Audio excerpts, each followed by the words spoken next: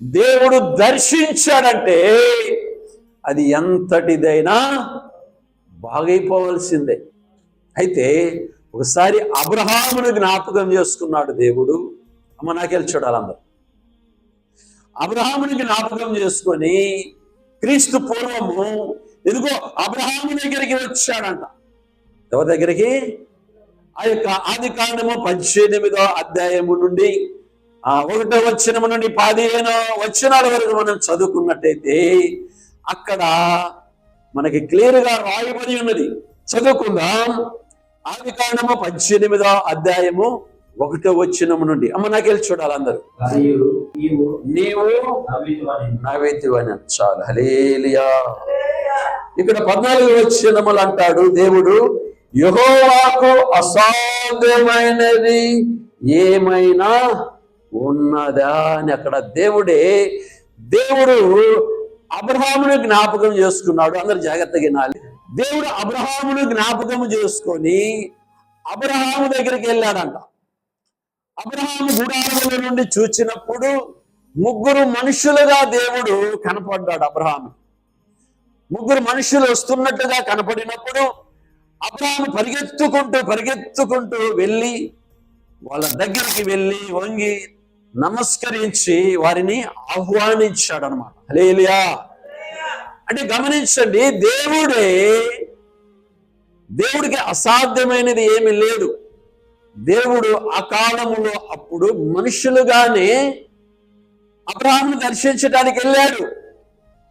గమనించుదాం, దేవుడు మనుషులుగానే 3 వ్యక్తులుగా అబ్రహామును దర్శించటానికి, అబ్రహాముకు ఉన్నటువంటి ఆ సమస్యని తీసివేయటానికి అబ్రహామును జ్ఞాపకం చేసుకుని అబ్రహాం ఇంటికి దగ్గరికి వెళ్తూ ఉంటే అది చూసినటువంటి అబ్రహాము పరిగెత్తుకుంటా వెళ్ళి దూరం నుండి చూడగా దేవుడుగా కనపడ్డాడు.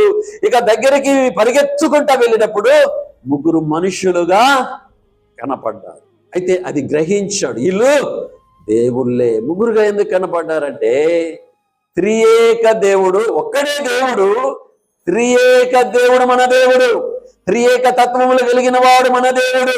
3గా కనపడతాడు కానీ ఒక్కడే ఆయన. అయితే అబ్రహాము వారిని ఎదుర్కొని బతిమిలాడి మా ఇంటికి రమ్మని తీసుకొని వచ్చి అక్కడ ఒక చెట్టు కింద ఉంచి, ఇక్కడ అలసట తీర్చుకోండి, కొంచెం నీళ్ళు ఇస్తాను, కొంచెం ఆహారం సిద్ధపరుస్తాను, అవి తిని చక్కగా మీరు వెళ్ళవచ్చునని బతిమలాడుకొనగా ఇక సరేనయ్యా అని అలాగనే ఈ 3 వ్యక్తులు ఆ యొక్క చెట్టు కింద కూర్చొని అలసట తీర్చుకుంటూ ఉండగా అప్పుడు ఈ యొక్క యెహోవా దేవుడు అడుగుతాడు, ఇదిగో నీ భార్య ఎక్కడ ఉంది అని అడిగినప్పుడు ఆమె గుడారములో ఉందిలే అని చెప్తాడనమాట. అయితే అంటాడు, ఇదిగో మీదటకు మరలా మీ దగ్గరికి మేము వచ్చేదము, వచ్చినప్పుడు నీకు ఒక కుమారుడు పుడతాడు అని చెప్తాడనమాట. ఆ మాట ఆ గుడారములో ఉన్నటువంటి ఆ అబ్రహాము యొక్క భార్య అయినటువంటి శారాయిని నవ్వుకుంటుంది అనమాట. ఎందుకని? ఆమెకి 90 సంవత్సరాలు అప్పటికి, ఆయనకేమో 100 సంవత్సరాలు వచ్చాయి అబ్రహాము గారికి, ఆమెకేమో 90 సంవత్సరాలు వచ్చాయి. ఇప్పుడు అన్ని సంవత్సరాలు వస్తే అసలు మనుషులు బతకట్లేదు. ఆ కాలంలో చాలా సంవత్సరాలు బతికారండి. గమనించుదాం, దేవుడు దర్శించాడు వారిని, వారికి ఉన్న ఆ కొదువుని తీసివేయాలని వాళ్ళ ఇంటికే వచ్చాడు. వచ్చినప్పుడు ఆ చెట్టు కింద అలసట తీర్చుకునేటప్పుడు అయ్యా మీ భార్య ఎక్కడంటే గుడారంలో ఉంది అన్నాడు. సరేనని మీదటికి మేము మరలా వస్తాము, నీకు ఒక కుమారుడు పుడతాడు అని చెప్పగా ఆమె ఇంటిలో ఉండి ఆ మాట విని నవ్వుకుంటది అన్నమాట. నవ్వుకున్నప్పుడు అంటాడు, నీ భార్య ఇలాగా నవ్వుకుంటూ ఉందయ్యా, నాకు కుమారులా, నా పని అయిపోయింది, వృద్ధురాలు అయిపోయానే, నా గర్భము ఉడికిపోయినదే, నాకు మరలా కుమారులు ఎలా వస్తారు, అసలు ఇది అయ్యే పనేనా అని మనస్సులో నవ్వుకుంటూ ఉన్నది. నవ్వుకుంటూ ఉండగా దేవుడికి అన్ని తెలుసు కదా, దేవుడికి అసాధ్యమైనవి ఏమీ లేవు. గమనించండి, అమ్మ నువ్వు అలా అంటున్నావేంటి, నువ్వు నవ్వావు అని చెప్పేశాడు.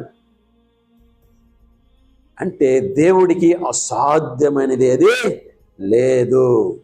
వారికి ఉన్నటువంటి ఆ కొదువు నుండి ఇక తప్పించడానికి దేవుడు వచ్చాడు, ఆ సమస్య నుండి విడిపించడానికి దేవుడు వచ్చాడు. ఇక ఆ తర్వాత అతను అబ్రహాము పరిగెత్తుకుంటా వెళ్ళి అతనికి ఎన్నో గొర్రెలు ఉన్నాయి.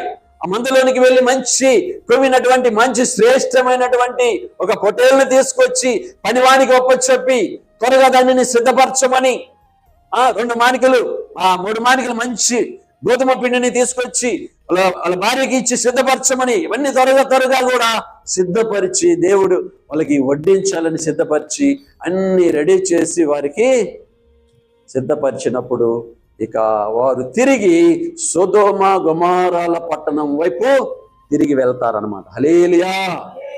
అయితే అక్కడ నవ్వినప్పుడు అంటాడు, యెహోవాకు అసాధ్యమైనవి ఏమైనా ఉన్నవా అంటాడండి. హల్లెలూయా.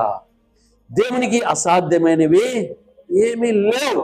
అయితే మనము నమ్మాలి. మనము నమ్మినట్లయితే మన యొక్క జీవితాలలో కూడా దేవుడు అటువంటి కార్యాలు మనము చూస్తాం. మా జీవితంలో మేము కూడా ఎన్నో చూసాము, ఇక ఎన్నెన్నో చూస్తూ ఉన్నాము కూడా. ఈ లోకపరంగా మనం చూసినట్లయితే 100 సంవత్సరాల అబ్రహాముకి, శారాకి 90 సంవత్సరాలు. బిడ్డలు పుడతారమ్మా? పుట్టరు. అసలు అది అయ్యే పనే కాదు. ఇక ఇప్పుడు కూడా మనం అనేక స్థలాల్లో మనం యూట్యూబ్లో చూస్తూ ఉన్నాం. యేసు ప్రభువు అసలు ఎలా పుట్టాడు, కన్యక ద్వారా పెళ్లి కాకుండా ఎలా పుడతాడు అని అంటూ ఉన్నారు చాలా మంది. దేవునికి అసాధ్యమైనది ఏది లేదు. యేసు ప్రభువు ఎలా పుట్టాడు? కన్యక ద్వారా, పెళ్లి కానటువంటి స్త్రీ ద్వారా భూమి మీదకి ఆయన రావాల్సి వచ్చినది. ఎందుకంటే లోక పాప పరిహార్థము కొరకై లోకములో ఉన్న ప్రజలందరూ ఆయన బిడ్డలే. అయితే అందరూ సాతాను మాటలు విని సాతాను వశమైపోయి పాపములో పడిపోయాడు మానవుడు. కనుక ఈ పాపముల నుండి విడిపించటానికి దేవుడే మరియాని ఎన్నుకొని మరియా దగ్గరికి దేవదూతని పంపించి, మరియా నీకు శుభవార్తమ్మా, నీ గర్భము ద్వారా దేవుడే ఇదిగో దేవుని కుమారుడుగా భూమి మీదకి రాబోతూ ఉన్నాడు అని చెప్పగా, ఇది ఎలా సాధ్యం అంటది. ఇది ఎలా జరిగిద్దంటే పరిశుద్ధాత్మ దేవుడు నీలోనికి వస్తాడు, నిన్ను ఆవరిస్తాడు, నీలో సిద్ధపడి ఆయన భూమి మీదకి వస్తాడమ్మా. ఆయన లోకాన్ని రక్షించబోయే రక్షకుడు.